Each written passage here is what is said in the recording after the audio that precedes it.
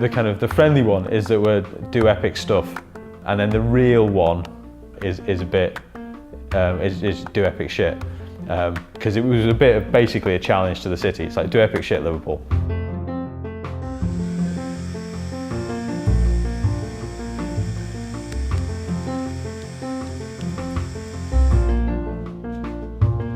I'm I suppose a technologist is what I call myself. I did computer science. I was basically a geek at school. You know, we got a computer in the 80s when everyone got home computers and programmed stuff in their bedrooms, and then went to university to computer science.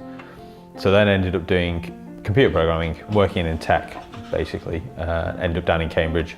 Decided in the biennial in 2004, when I came back to visit Liverpool, having grown up just outside, that actually I wanted to move back to the city. And part of what I wanted to do when I moved back was kind of help the city out. You know, like Cambridge was going to be good, whatever I did to it, good or bad. It wasn't really going to make any difference to Cambridge. Like, there's loads of cool tech firms down there and startups and things. And there seems to be less of that happening in Liverpool. And I turned up and was kind of looking to see what I could contribute, where I could fit, you know, how I could fit into that landscape. Smear solder paste into it. Yeah. Get tweezers. Well, peel this off really carefully. Get tweezers.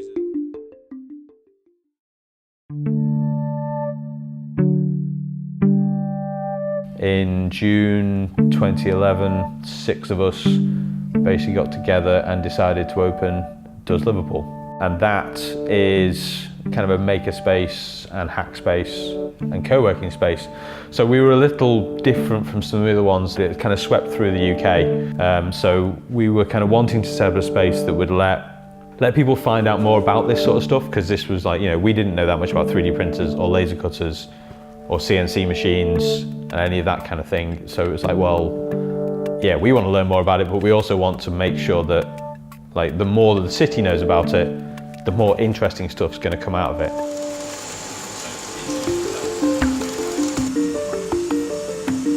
There are elements of owning the means of production, you know, because basically the space here is paid for by the community, for the community, run for the community. You know, I'm a director, but I don't take any money. You know, it costs me 150 quid a month for my desk, same as it would you if you wanted to move in. So there's elements of that kind of, you know, club together, buy the kit we need, and then we can go and build stuff ourselves. We don't need to wait for somebody else to go and do it, and also the profits can be kept in with the people who are running the businesses. And so you're that place that kind of attracts that community. And it sort of feels, when you first start with it, and when we first started, it felt very much like, oh, well, yeah, it's a space where you can get a desk, or you can get a 3D printer, or a laser cutter, or a CNC mill. But actually, the more you spend time doing it, the more you realize it's actually about the community and tapping into that sort of knowledge. Like, this is a space, it's not just about coming here and working here. We get loads of people coming along in the evenings just because they want to come and play around with this stuff, because it's interesting and fun. And then other ones that will be like, well, actually, that's a really interesting idea. Either I can be inspired by that and take it into what I'm doing as business, or you just happen to hit upon the right thing and then you can make the business, you know, we just want lots of experimentation, basically. There's loads of possibilities with the Internet of Things, with 3D printing, with all this new technology, and it's about getting it into a space so that we can kind of play around with it and just try loads of shit out, because that's what's gonna, like, the real way. I mean, you know, it might come out of an R&D department in Unilever or somebody, but like, there's almost as much chance that it'll come out of here.